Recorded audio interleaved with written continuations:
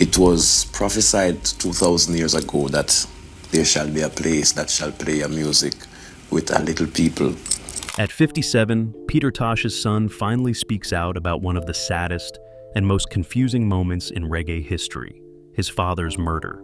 Many years after losing the famous musician and activist, he shares his feelings about the pain, the questions that still remain, and how that night changed everything. In this video, we will listen to his thoughts about Peter Tosh's lasting impact. But before we get into that, let's take a closer look at the life of Peter Tosh's son. Jawara McIntosh, known by his stage name Tosh One, was born on February 8, 1980, in Kingston, Jamaica. He was the youngest son of famous reggae legend Peter Tosh. His father wasn't just a music pioneer, but also a strong voice for justice and the Rastafarian way of life. When Jawara was 5, his family moved to Boston, Massachusetts. This big move had a major impact on him, especially in shaping his music and sense of identity. In the US, he discovered the rising hip-hop scene and listened to powerful artists like Public Enemy, Kool Moe Dee, NWA, and LL Cool J. Their bold lyrics and messages about change deeply influenced him, blending well with the reggae roots passed down from his father and Uncle Bunny Wailer. Music became more than just a hobby for Jawara. It helped him deal with pain, especially after his father was murdered in 1987. He was only 7 years old at the time, and the loss left a deep wound. Writing lyrics gave him a way to handle his sadness and confusion. The mix of reggae's strong messages and hip-hop's bold storytelling helped shape his unique style. His songs began to reflect his own experiences, his feelings, and the legacy of his father, all while connecting with modern sounds and ideas. Even though he grew up mostly in the United States, Jawara never lost touch with his Jamaican background or the Rastafarian faith his father believed in. His home was filled with music and stories that kept his father's spirit alive. Family members, like his uncle Dave Tosh, played a big role in raising him. Dave often talked about how he took care of Jawara from when he was a baby, helping him get ready for school and going with him to events. This strong family support helped Jawara stay rooted in his culture and pushed him to follow in his father's footsteps. As he got older, Jawara began building his own path in music. He drew inspiration not just from the reggae legends in his family, but also from the powerful messages in hip-hop.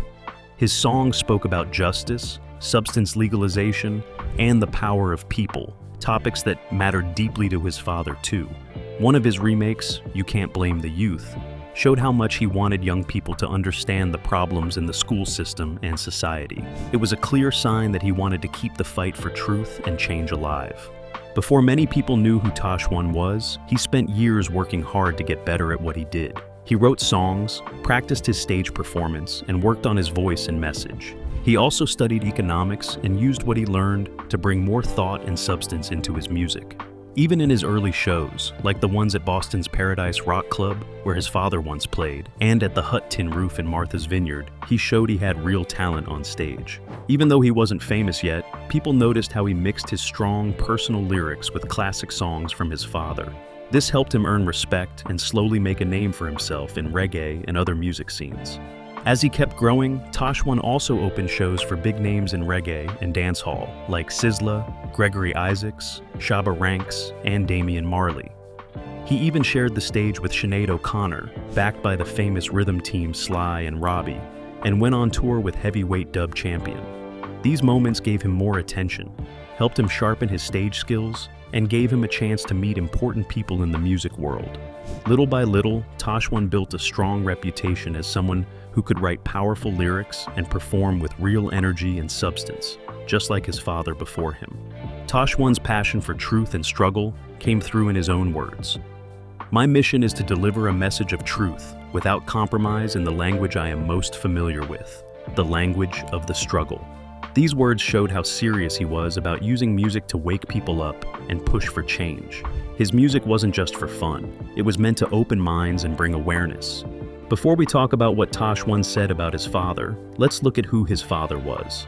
Peter Tosh, born Winston Hubert McIntosh on October 19, 1904 in Westmoreland, Jamaica, had a tough start in life. Both of his parents left him, and he was passed around between family members. He was mainly raised by his aunt Loretta Campbell, first in Savannah Lamar and later in Denham Town, Kingston. Tosh only met his father once when he was 10, so he grew up mostly without the care of his parents. This shaped many of his early experiences. Even with these struggles, Tosh's mother made sure he was raised with Christian values. Church life introduced him to music at a young age. He sang in the church choir and started learning piano around the age of 10. He picked it up fast and clearly had a natural talent. His mother pushed him to take piano lessons, and he did well, learning quickly and showing a strong gift for music. Later in life, Tosh said that music and spirituality were always connected to him. Church had a big influence, though he later criticized the way it was taught, saying it felt more like brainwashing than real learning. Tosh's journey into music really began when he saw a man playing guitar in the countryside. He watched the man repeat the same song for hours, memorizing how his fingers moved. Later, Tosh surprised him by playing the song perfectly without ever being taught. He had taught himself how to play and even made his first guitar using basic things like a wooden board and a sardine can. This showed just how creative and serious he was about music right from the start.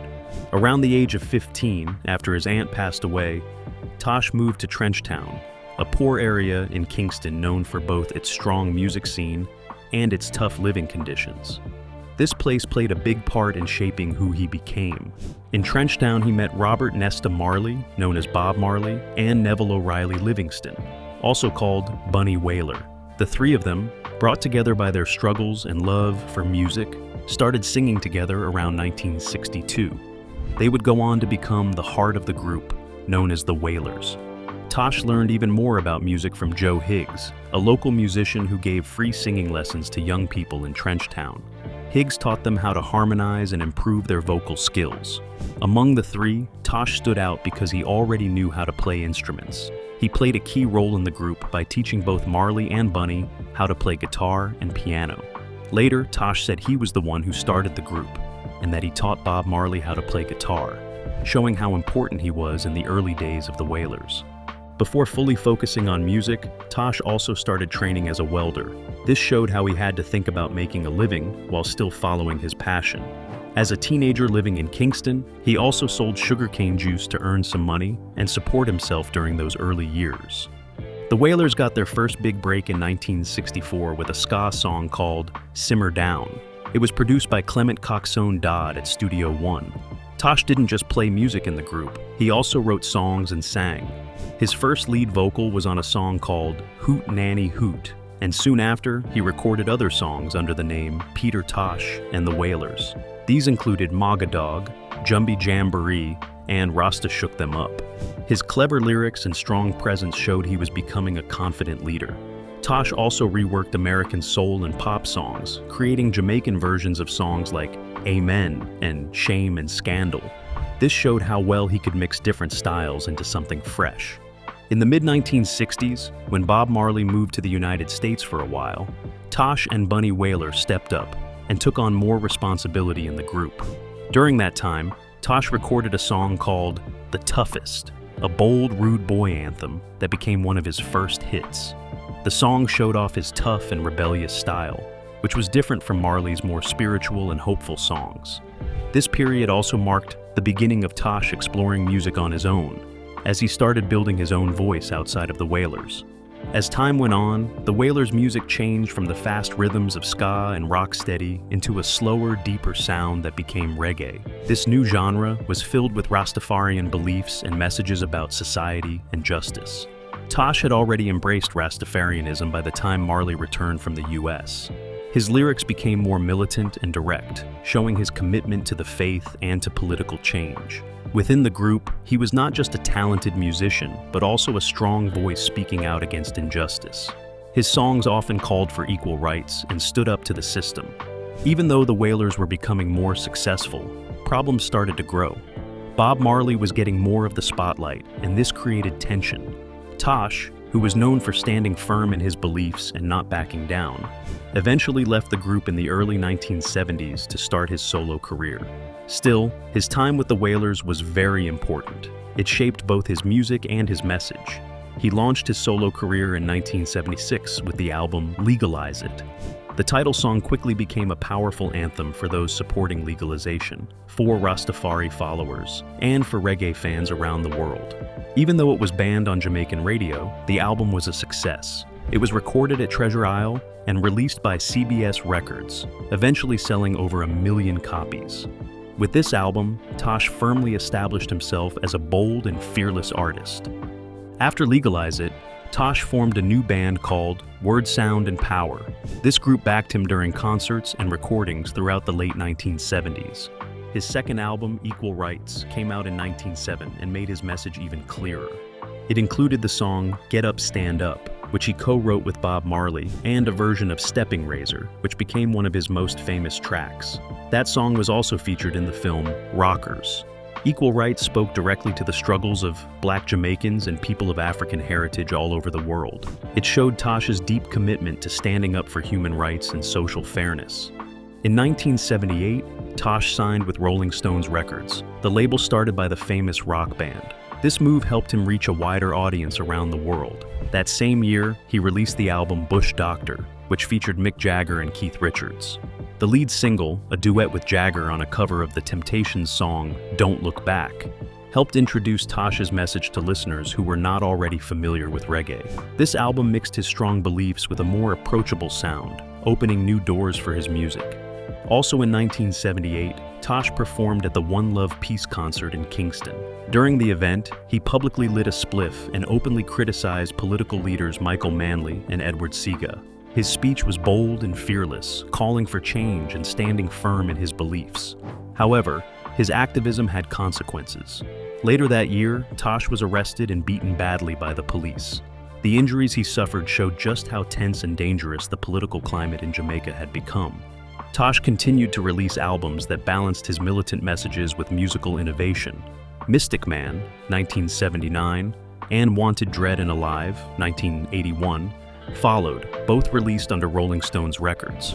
While these albums did not achieve the commercial success of Bob Marley's work, they reinforced Tosh's role as a critical voice in reggae and political music. In 1983, he released Mama Africa, which reached number 59 on the Billboard Top 200 Albums chart, marking his highest charting album.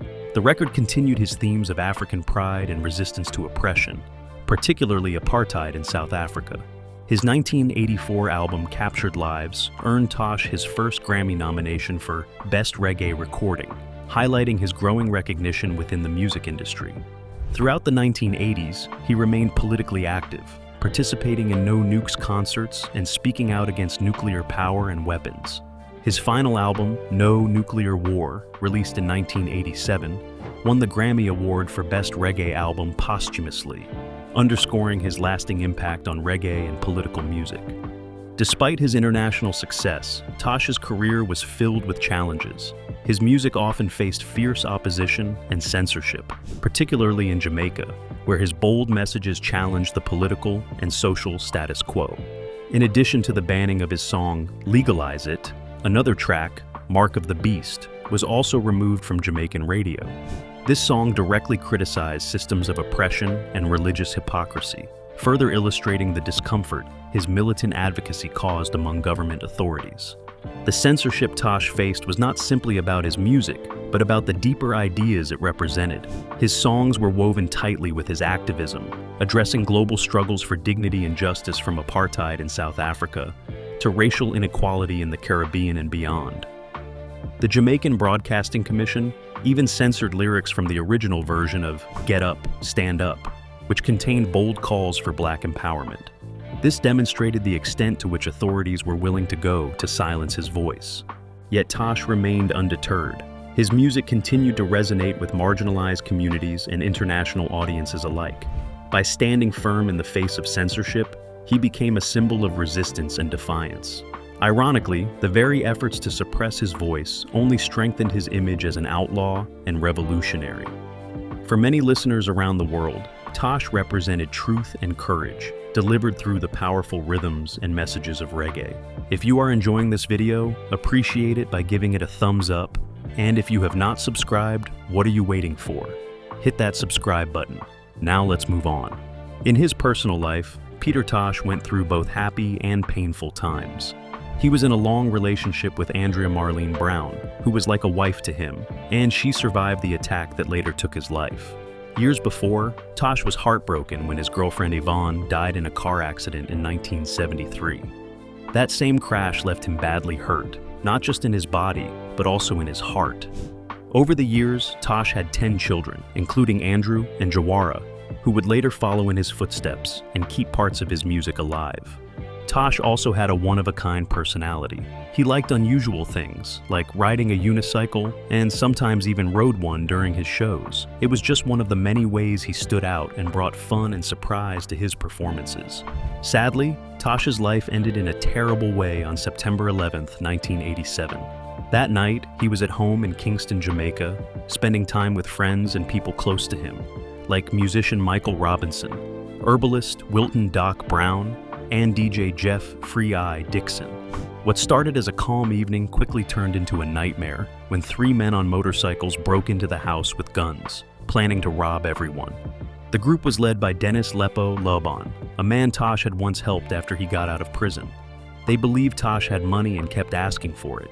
Even though he told them he had no cash, they stayed for hours, hurting him and threatening everyone in the house to try and find something of substance. Things took a deadly turn when the gunmen got angry and started shooting. Tosh was shot twice in the head and died, either right there or on the way to the hospital. Wilton Doc Brown was also killed. Others, like Andrea Marlene Brown, Jeff Dixon, and Tosh's drummer Carlton Santa Davis, were hurt but lived. The shocking violence broke hearts all over the reggae world and beyond. Tosh wasn't just a music star. He stood for human rights, fairness, and his deep Rastafarian faith. His loss was felt deeply. News of the murder spread fast through Jamaica and around the world. Fans gathered near Tosh's home and the hospital, while radio stations played his songs in his honor. Many saw his death as the loss of a bold voice who used music to fight injustice and speak up for the people. As one of the original members of the Wailers, along with Bob Marley and Bunny Wailer, Tosh had already made history, but his solo career showed even more of his strong will to speak the truth, no matter the cost. Soon after the crime, the police turned their attention to Dennis Lepo Lobon as the main suspect. He was arrested and charged with killing Tosh and trying to kill the others who were there. In court, Lobon said he was innocent and claimed he had been out drinking with friends, but the evidence and witness accounts showed otherwise. In 1988, he was sentenced to death by hanging, though later his sentence was changed to life in prison. The other 2 men with guns were never officially named, and one was released because there was not enough proof against him. Since the trial was closed to the public due to the case involving illegal guns, many questions remained unanswered. Some people believe there might have been more behind the killing, maybe a political plan since Tosh often spoke out strongly against the Jamaican government and police. The story of Tosh's death is still talked about and thought over by many. Most people don't see the murder as just a robbery that went wrong. They believe it was a symbolic attack on a man who had long fought against Babylon, meaning the unfair and powerful systems in Jamaica and beyond. Tosh's brave activism, including speaking out against political leaders and supporting the legalization of substances, made him a controversial figure. He had survived earlier violence from the police, but sadly was killed in his own home. Peter Tosh was laid to rest on September 26, 1987.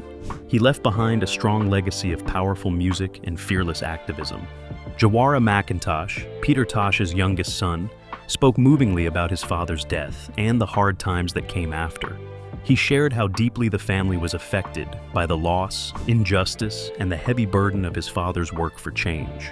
Looking back at the violent murder of Peter Tosh, Jawara said his father was not just a famous musician, but a true soldier for Jah. He stood strong against oppression and unfairness right up to the end. Jawara described his father's death as a major trauma that left many unanswered questions, especially because the killing was done by a gang of gunmen, including Dennis Lepo Lobon. For Jawara, his father's murder was a harsh reminder of the risks faced by people who speak out against those in power. This understanding inspired Jawara to continue fighting for causes like substance legalization, which his father had supported through songs like Legalize It. Like his father, Jawara follows Rastafarian beliefs, which shape how he sees the world and his art. His personal pain connects with a larger fight for justice. The trouble after Peter Tosh's death went beyond grief and led to long struggles over his legacy and money. Tosh died without a will, which made handling his estate very complicated. This caused fights among his many children that have lasted for years. His estate makes between $150,000 and $300,000 every year from royalties, but dividing this money has caused conflicts, mostly among his at least 10 children. The main problem is that Nyambe McIntosh, Peter Tosh's youngest daughter, who took charge of the estate in 2009 after a court lawyer managed it, is accused of not sharing the royalty payments with her brothers and sisters. Aldrina McIntosh, another daughter, filed a lawsuit in 2014, saying Nyambe had not given any money to the other siblings for 5 years and was hiding as much as $1.7 million. Nyambe denies this and says the amounts are blown out of proportion. She also says she is still talking with her siblings to try and solve the problems, but Aldrina's lawyers say the siblings do not know what is really happening with the estate's money. This family fight over Tosh's estate shows a common problem that many heirs of famous musicians face, especially when there was no clear will left behind. The ongoing disputes have slowed down how much money Tosh's children can get and made it harder to manage and make money from his work. Outside the family, there have also been arguments about who has the right to make deals involving Tosh's music. This includes big business chances connected to the legacy of Bob Marley and the Wailers, the group Tosh started with. Who controls these rights matters a lot, because it decides who can use Tosh's music for commercials, movies, and other media, which affects how much money the estate can earn. Besides the money issues, managing Tosh's legacy also involves keeping his image and message alive. Nyambe McIntosh leads the Peter Tosh legacy and brand, and has worked hard to bring her father's music and activism to new audiences. She oversees the Peter Tosh Foundation and runs companies like Tosh Holdings LLC and PT Capital LLC, which focus on substance, an important topic in Tosh's activism. Her job has involved making tough choices like changing teams and handling the challenges of managing a famous brand in today's global market. Even with these problems, Jawara McIntosh stayed strong in protecting his father's memory and message. He stressed the need to keep fighting against unfair systems and exploitation. He often talked about the importance of not only preserving his father's music, but also standing up for the equality and resistance Peter Tosh stood for. In interviews and speeches, Jawara showed he felt a strong duty to keep his father's fighting spirit alive. He admitted it was a heavy responsibility to be Peter Tosh's son, but saw it as a reason to take action, not to give up. Through his music, activism, and public words, he aimed to honor his father by continuing to challenge injustice and speak up for those treated unfairly. Jawara's words often showed how deeply connected he was to his father's dream of a fair world, where the system that keeps people down would be broken and true equality could happen. Jawara's life was full of struggles that reflected the hard times his family went through after his father's death. His time in prison and later his death are a sad part of the Tosh family story. It shows the unfair treatment, violence, and ongoing problems caused by strict substance laws. In 2013, Jawara was arrested in New Jersey after police found over 65 pounds of substance in his car. He faced serious charges and spent 6 months in jail before getting bail.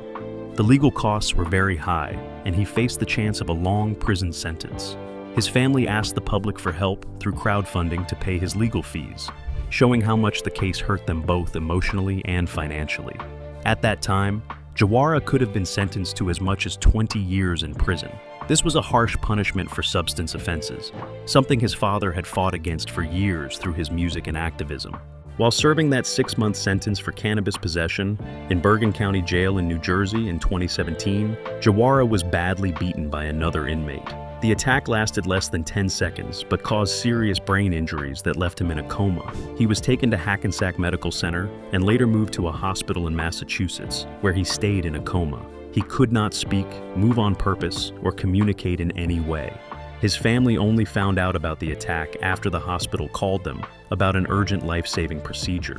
The jail gave very little information at first, so the family filed a civil rights lawsuit against Bergen County Jail for not protecting Jawara and possibly being involved in the attack. Their lawyer, Jasmine Rand, who is known for handling important civil rights cases, called for the Department of Justice to investigate. She pointed out the bigger problems of mass incarceration and police brutality connected to substance laws. The attack on Jawara was not just a personal tragedy, but also showed the failures of the justice system that many prisoners face, especially those locked up for nonviolent drug crimes. His family, including his sister Nyambe McIntosh, who manages the Peter Tosh estate, spoke out about the racial profiling and unfair treatment they believe led to his imprisonment and the attack. Nyambe talked about the fight against old substance laws and how the criminal justice system unfairly targets black men. She also compared Jawara's suffering to the historic mistreatment of Rastafarians, including their father's own experiences with police violence. She hoped Jawara's story would raise awareness and inspire change.